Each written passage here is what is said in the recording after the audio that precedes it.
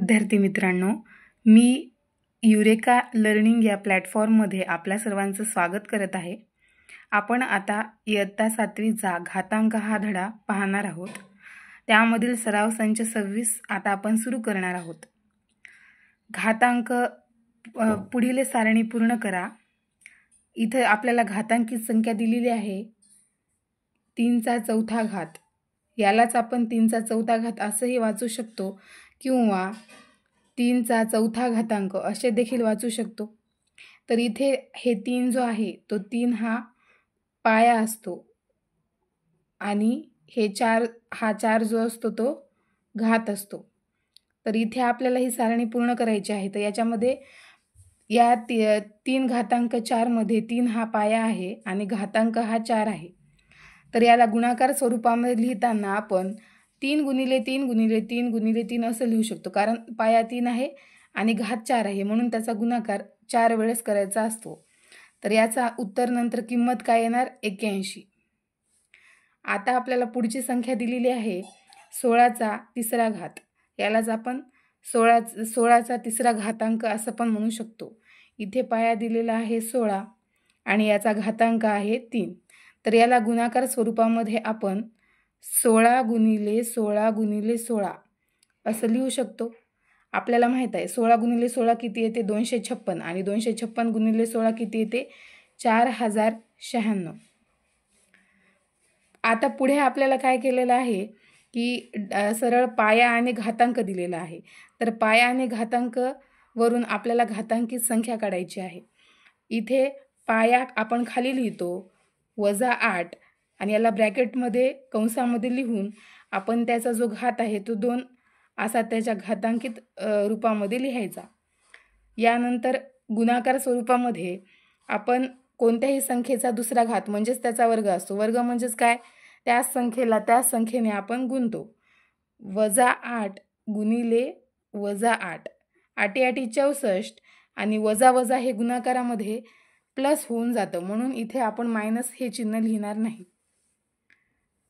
याच्यानंतर आपल्याला सरळ सरळ गुणाकार स्वरूपामधील संख्या दिलेली आहे। गुणाकार रूपामधील संख्या देताना आपल्याला लिहिलेलं आहे की 3/7 ही संख्या 4 वेळेस गुणाकारामध्ये लिहिलेली आहे म्हणून इथे घातांकित संख्या लिहिताना आपण घातांकित संख्या पहिल्यांदा लिहायची 3/7। 3/7चा पाया इथे 3/7 हा पाया आहे आणि 4 हा याचा घातांक आहे। तर आपण पाया लिहिणार 3/7 आणि त्याचा घातांक लिहिणार 4। आता पुढची संख्या आहे -13चा चौथा घातांक। -13चा चौथा घातांक याच्यामध्ये -13 हे काय आहे पाया आणि 4 हा काय आहे घातांक। जेव्हा 4 हा घातांक असतो तेव्हा आपण ती संख्या किती 4 वेळेस लिहितो। -13 गुणिले -13 गुणिले -13 गुणिले -13 आणि याचं -13ला 4 वेळेस गुणल्यानंतर त्याचं उत्तर काय येणार 28,561। आणि इथे जे वजा वजा आहे हे 4 वेळेस आलेलं आहे म्हणून वजा गुणिले वजा प्लस होऊन जातं। मग प्लस गुणिले वजा वजा होतं आणि शेवटी वजा गुणिले वजा हे प्लस होऊन जातं। सराव संच 26 मधला दुसरा प्रश्न आहे किंमत काढा। किंमत काढामध्ये आपल्याला दिसत आहे की 2चा 10वा घात। 2चा 10वा घात म्हणजेच काय 2 ही संख्या 10 वेळेस गुणाकार स्वरूपामध्ये लिहायची आहे। तर चला आपण याला सोडूया।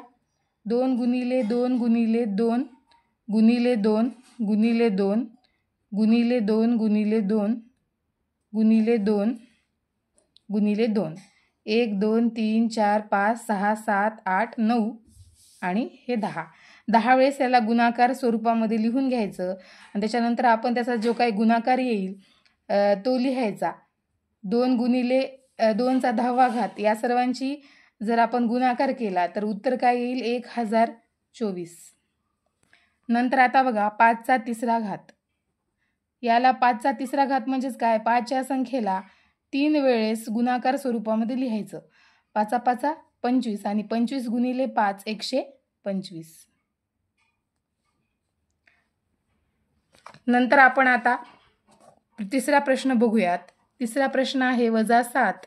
-7चा घातांक आहे 4. तर -7ला आपण घातांक 4 असल्यामुळे त्याला आपण 4 वेळेस गुणूया. -7 गुणिले -7 गुणिले -7 गुणिले -7. आपण ही संख्या 4 वेळेस लिहून घेतली. आता याचा गुणाकार करायचा आहे. 7 7 49 आणि वजा वजा काय होऊन जातं, इथं अधिक होऊन जातं. आणि 49 गुणिले इथं पण वजा वजा अधिक होऊन जातं. 7 7 49 आणि नंतर 49 गुणिले 49 याचा गुणाकार येतो 2401. यानंतर आपण बघणार आहोत -6चा तिसरा घात.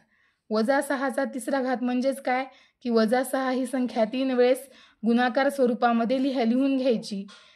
यानंतर 6 6 36 हे वजा वजा काय होऊन जातं, अधिक होऊन जातं गुणाकारामध्ये. तर -6 गुणिले -6 बरोबर 36 गुणिले -6. तर 36 गुणिले 6 बरोबर 216 आणि वजा आणि प्लस अधिक, वजा आणि अधिक यांचा गुणाकार केल्याच्या नंतर काय येतं, वजाच. म्हणून -216 हे याचं उत्तर येईल. आता आपण बघूया 9चा तिसरा घात. 9चा तिसरा घात याला लिहिताना आपण 9ला 3 वेळेस गुणाकार स्वरूपामध्ये लिहायचं. 9 गुणिले 9 गुणिले 9. 9 9 81 आणि 81 गुणिले 9 किती होणार, 729. 8ला जर 8चा पहिला घात जर लिहायचा असेल तर आपण 8चा पहिला घात लिहिताना आपण 8चा पहिला घात जर लिहायचा असेल तर आपण 8चा पहिला घात लिहिताना आपण 30 संख्या लिहितो. बघणार आहोत 7वं गणित. याच्यामध्ये आहे 4/5चा तिसरा घात. तर 4/5 गुणिले 4/5 गुणिले 4/5. तर पहिल्यांदा आपण वरच्या संख्यांचा गुणाकार लिहून घ्यायचा आणि खालच्या संख्यांचा गुणाकार लिहून घ्यायचा. आपल्याला माहिती आहे की 4चा घन किती असतो, 64 आणि 5चा घन किती आहे, 125. म्हणून याचं उत्तर काय येणार, 64 भागिले 125. आता आपण 8वं गणित बघणार आहोत. याच्यामध्ये आहे वजा 1/2 चा चौथा घात वजा 1/2 गुणिले वजा 1/2 गुणिले वजा 1/2 गुणिले वजा 1/2. म्हणजेच काय, आपण जे 1/2 आहे ते किती वेळेस गुणाकारात स्वरूपात लिहिलं, 4 वेळेस. आता आपण काय करणार, वरच्या संख्यांचा गुणाकार आणि खालच्या संख्यांचा गुणाकार. तर -1 गुणिले -1 काय होणार, +1.